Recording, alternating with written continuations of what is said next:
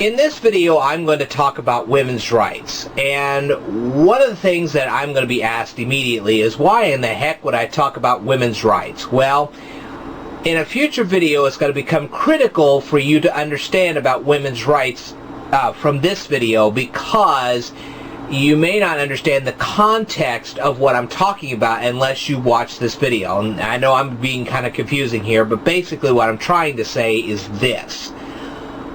This video will explain the foundation for the next video I create. Okay, and I'm not talking about literally in the next video, but in a future video, there will be information in there that you will not understand unless you watch this one first. Okay. Prior to 1850, women did not have the right to own land, to vote, or to do much of anything else. Their fathers had those rights until such time as those women got married, and then their husbands had those rights. And they did until either the husband died or whatever. Point is, women never had rights from day one. Okay? And this is very critical for you to understand, because when you're hearing stuff about you know, you read all this ancient literature, even the Bible, you read this stuff. A lot of stuff really doesn't make sense until you start adding into the equation women didn't have any rights. And the Bible even talked about certain women and what they would have to endure. And we're talking both the Old and New Testament. You look up in both, and you'll see that women had to endure a lot of things that we wouldn't have to endure today because they didn't have any rights. So when did women start having rights to do anything? Well, in 1850, they started having rights to own land.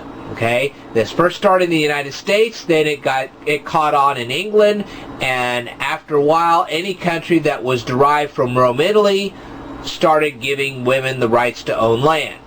But it wasn't until 1893 that Colorado granted women the right to vote. This was followed in 1896 by Utah and Idaho. In 1910, Washington State followed suit. In 1911, California followed suit. In 1912, Oregon, Kansas, and Arizona followed suit. In 1913, Alaska and Illinois followed suit. In 1914, Montana and Nevada followed suit. In 1917, New York followed suit. In 1918, Michigan, South Dakota, and Oklahoma, these states started giving women the right to vote. And finally, in 1920, the U.S. Constitution added the 19th Amendment, which gave women the right to vote. That meant that women could also serve on juries. And finally, after that point, women had the right to do practically anything they wanted. And they started working in the workplace, and they didn't stay home as much, and so on and so forth.